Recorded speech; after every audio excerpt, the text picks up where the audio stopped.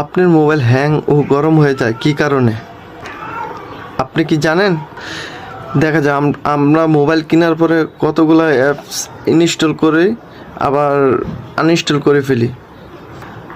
Uninstall করার পরেও কিন্তু অ্যাপসগুলা ঠিকই মোবাইল ফোনে থেকে যায়। এর কারণে মোবাইল হ্যাং ও স্লো হয়ে যায়।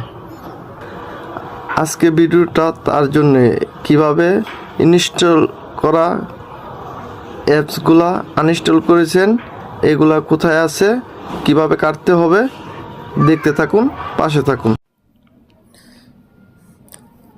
এই যে আপনি প্রথমে আপনার মোবাইলের প্লে স্টোরে ঢুকবেন। প্লে স্টোরে আসার পরে কর্নারে আপনার যে প্রোফাইল আছে, প্রোফাইলে যাবেন, ট্যাপ দিবেন।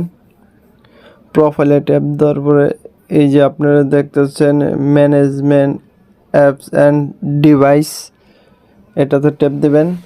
ট্যাপ দেওয়ার পরে এই যে উপরে দেখতেছেন ম্যানেজমেন্টে ট্যাপ দেবেন। ট্যাপ দেওয়ার পরে আপনার ওই যে টেক্সট ডিভাইস, ওটাই ট্যাপ দিবেন।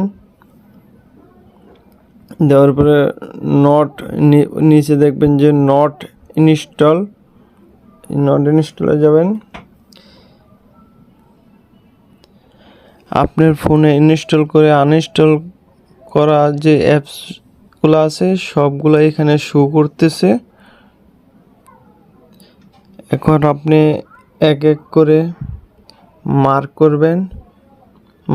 মার্ক করার পরে এই যে উপরে ডিলিট অপশনে ট্যাপ দেবেন। ডিলিট অপশন ট্যাপ দেওয়ার পরে রিমুভ, এখানে আপনি রিমুভ করার পরে যা যা ইনস্টল করে আনইনস্টল করেছেন সবগুলাই কেটে যাবে।